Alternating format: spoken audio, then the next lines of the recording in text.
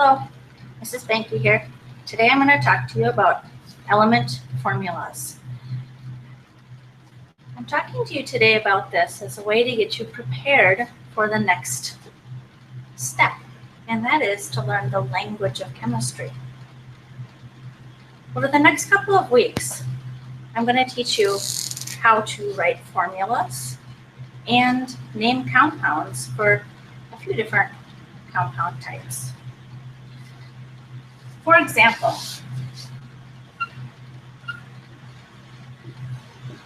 a compound that most people are familiar with is sodium chloride, which is everyday table salt.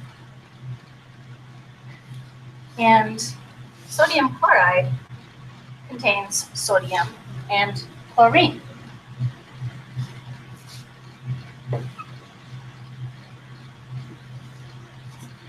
This compound here that contains magnesium and oxygen is called magnesium oxide.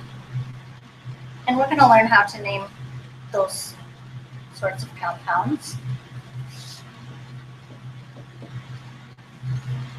using the same patterns. We would call this iron oxide.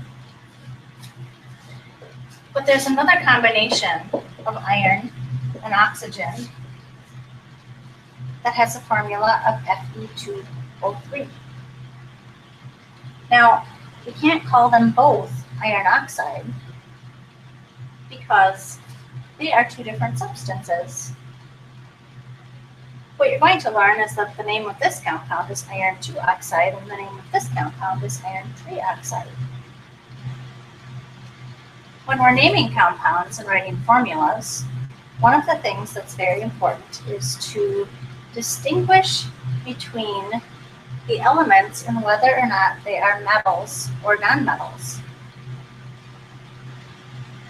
Because if the compound contains a metal and nonmetals, one or more nonmetals, it's going to have a certain naming scheme.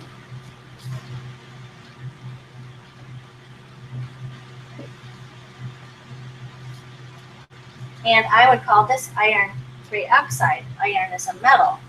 It puts this into the category of ionic compounds. I have this compound here containing nitrogen and oxygen. Nitrogen is a nonmetal, and so is oxygen. But the name of this would be dinitrogen trioxide. However, I do not name this diiron trioxide because they're two different types of compounds. Now, the details of all of this really doesn't matter right now. The only point of this conversation is to show you that you're going to learn the language of chemistry, and it is a series of basic steps that I'm going to help you get very good at. Before doing that, one of the things we need to be able to do is to look at a formula or the name of a compound and determine what type it is. We're not going to talk about the specific types today. In fact, today we are strictly going to talk about elements. But my purpose in showing this to you is to just introduce that we are going to a place within the next couple weeks where you can comfortably name compounds and write formulas. In fact, by the end of next week, you will have no trouble at all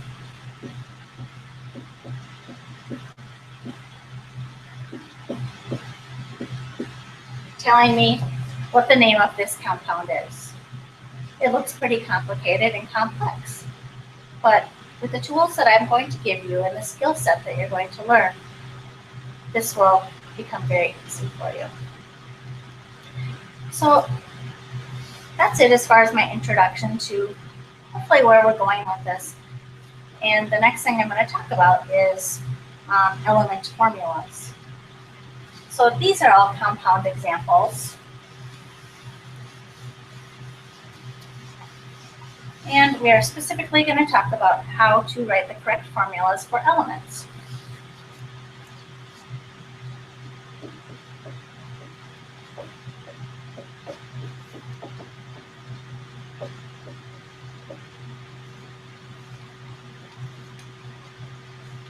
In class, students were given a sheet that looks like this. And on the top, they were instructed to write the element symbol for each of the elements listed. So what students did is they took a periodic table and they looked at each of the elements listed. And the first one, I'm not sure if you can see it from there, it says aluminum. In the periodic table, it says Al. They wrote the chemical symbol. Now, most of the time, the chemical symbol is going to be acceptable as the formula of an element.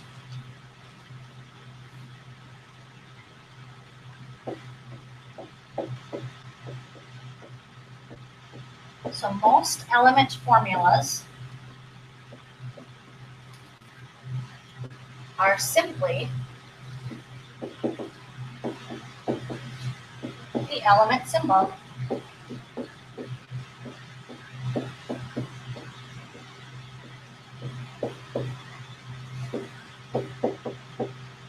And an example of this would be the element calcium.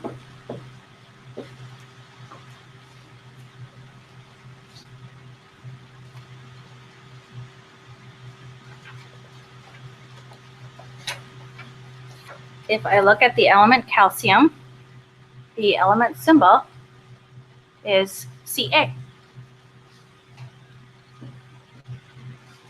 The symbol, if it has two letters, the first letter is always capitalized and the second letter is not. Another example is potassium.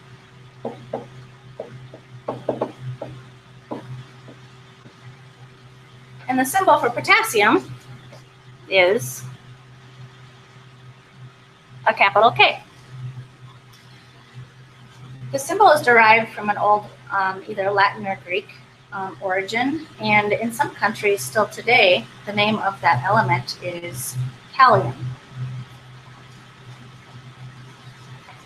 So again, for most elements, the chemical symbol is acceptable, is the correct chemical formula. However, when students did this worksheet, after they finished, I revealed to them that there are 9 of them on there, of which there's an exception to this.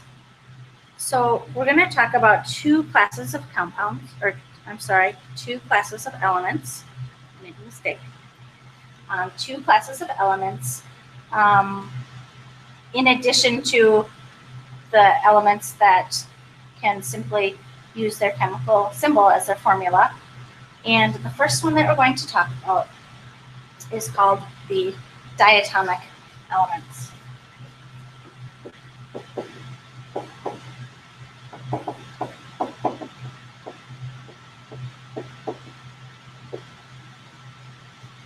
Now, if I go back and talk about most elements, if we were to have a sample of calcium at the atomic level, that sample of calcium would consist of individual atoms that are all the same and that are all calcium. So if I had a sample of pure calcium, all of the atoms would be calcium atoms, and that would be the smallest unit. With diatomic elements, these consist of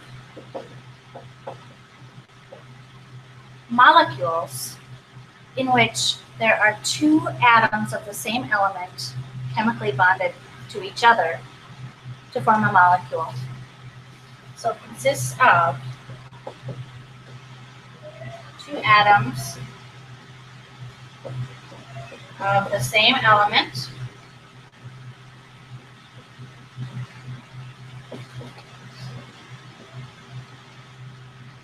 bonded to form a molecule.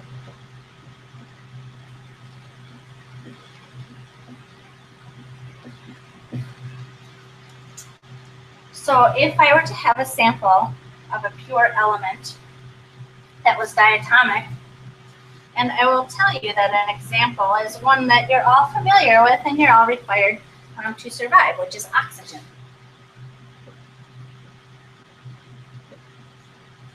formula for oxygen is O2. But if we were to have a sample of oxygen, the smallest unit would be 2 oxygen atoms chemically bonded to each other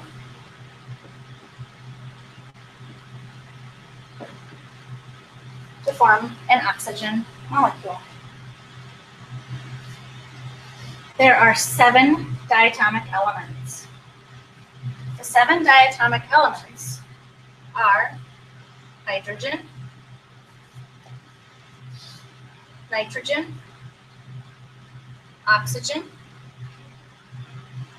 fluorine, and what you'll notice here is for each of the diatomic elements, when I'm writing the formula, it includes a little 2 as a subscript. Fluorine, bromine, and iodine. You can see the way I've drawn these, they resemble a 7. There are 7 elements. And they also, the way that I've drawn it also follows how they're distributed on the periodic table. So if I just put this up a little bit, you can't see it.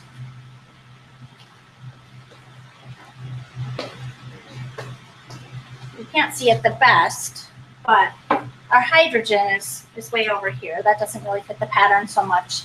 But here we have nitrogen, oxygen, fluorine, bromine, and iodine. In the same pattern that you can find them on the periodic table. Another thing unique with the diatomic elements is that they either end in GEN, hydrogen, nitrogen, oxygen, or INE, fluorine, chlorine, bromine, and iodine. We typically say iodine, but other countries do pronounce it as iodine. Another way to remember diatomic elements is if I put the gen and the ine, and I look at what is missing here, most students can readily see that we could put a U there to make the word genuine.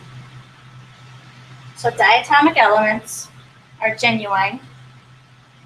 Now what does that mean? I don't even really know, but it's a saying to remind us that they end in GEN or INE. The other elements on the periodic table do not have these endings.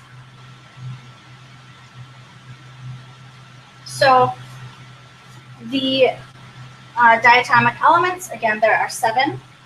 One of the biggest mistakes that students make throughout the course of the year in chemistry is to not put the right formula down for a diatomic element. For example, if I take iron and combine it with chlorine, I produce a substance called iron 3 chloride.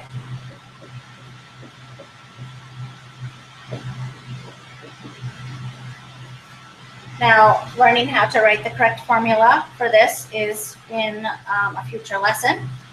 So I will tell you that the formula for iron 3 chloride happens to be FeCl3.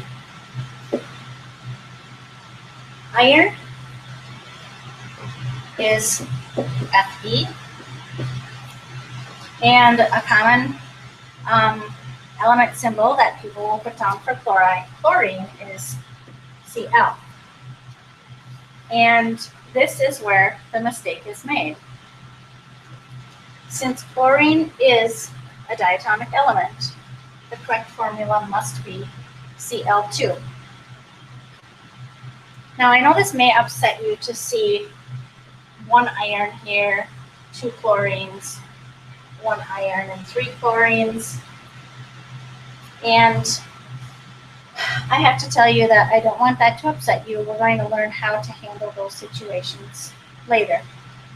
My point of this is that hopefully to prevent you from making the mistake that if you see an element that's diatomic, that the name is written by itself, the element symbol formula is going to be Cl2. If it is not diatomic, the element formula is going to be just its element symbol. Now the other category of compounds,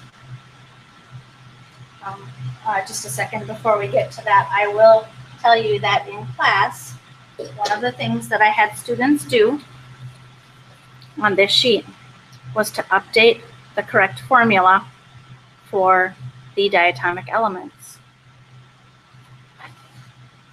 So, for example, where they had bromine and chlorine and fluorine and hydrogen, these all happen to be in the same row, they added a little 2 there that didn't exist before. So that fixes 7 out of the 9 mistakes that I said were an inaccurate representation of the formula, which leads us to the next thing. That category of elements is called polyatomic elements.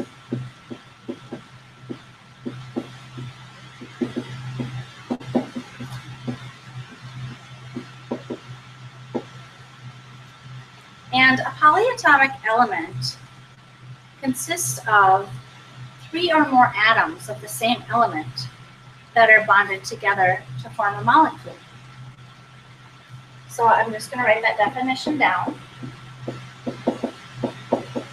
Consists of 3 or more atoms of the same element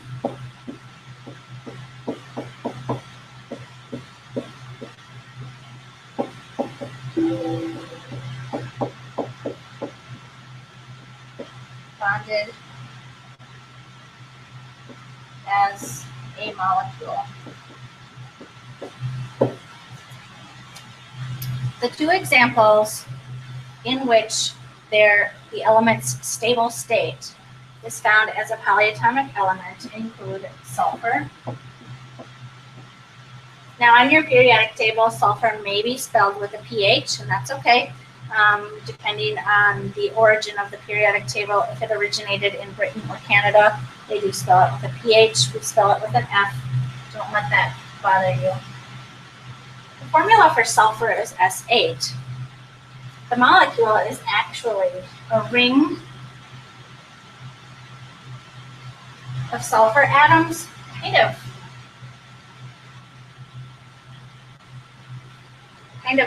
it kind of looks like a little crown, so the atoms would be a ring of sulfur atoms, and if I took that on end, it would look like a crown. And this forms a sulfur molecule. The other one that we talk about is phosphorus. You may see phosphorus spelled with an O-U-S. Again, depending on the country of origin of the periodic table, you may see different spellings, and that's okay.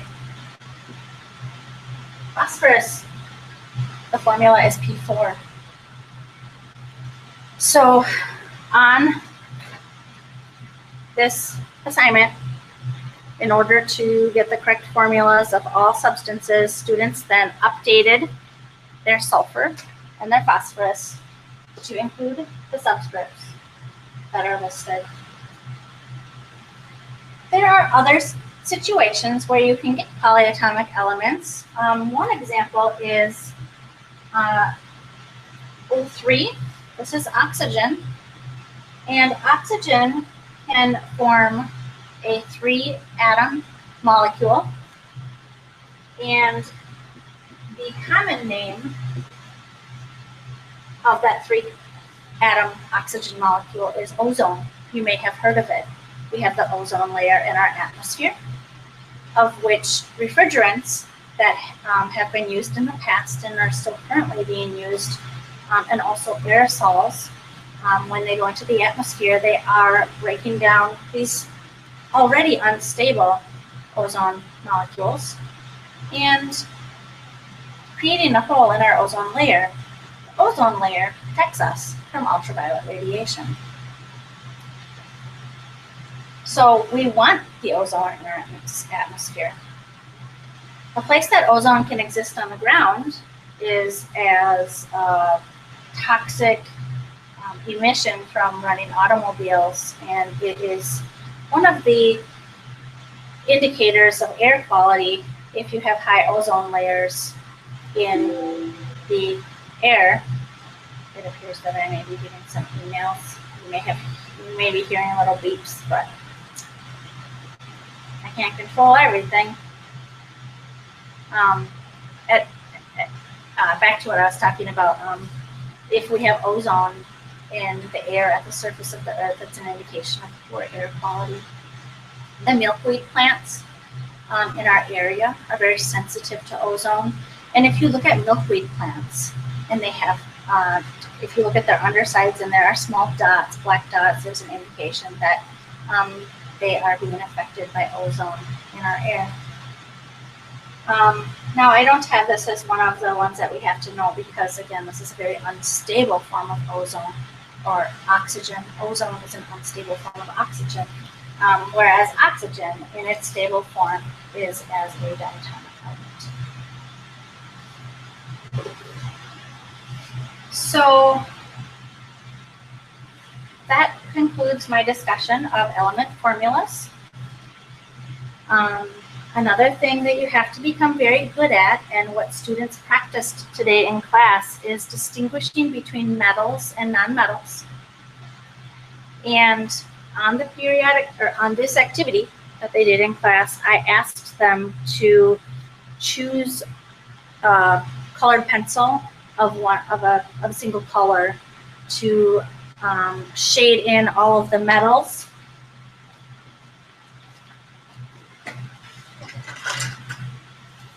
Very lightly. For example, with aluminum, I would say, okay, aluminum is a metal, and I'm going to shade in all of my metals with this green color. And I'm going to leave my nonmetals white. Students also did this at the bottom without allowing the extra words and the symbols to bother you. Aluminum ion. We're talking about the element aluminum. That is a metal. I'm going to shade that all light green. This element, what you see here on the paper, and it's hard to see, is O with a little -2. What I told students to do is just kind of disregard that for now because it's not really that important for what I'm asking them to do. This is talking about the element oxygen, so students would color that the whatever color they chose for oxygen. In this case, I would leave it uncolored because I'm choosing white. But then I have two coppers here. I know that copper is a metal, so I'm coloring that in green. Now, I did tell students at this stage of the game not to fill in any of these blanks because we're going to do that in the next lesson where we learn about ion formation and how to name ions and write the correct formulas for ions. So one of the things you may be able to predict that is important in writing the names and formulas for ions is whether or not the ions are originating from an atom that was either a metal or a nonmetal. That will determine how we write formulas and also name them. But again, that's a future lesson. So I hope that if you're using this as a refresher, it helped you. If you were absent because you're feeling sick, I hope that you're feeling better. Please take care of yourself. And I'll see you back. If you have any questions, please feel free to send me a message on Neo or whatever other learning management system that we may be using if I'm choosing to use this video for in a future year where the system is not the same. So, goodbye. I hope that you learned something, and I hope to see you soon.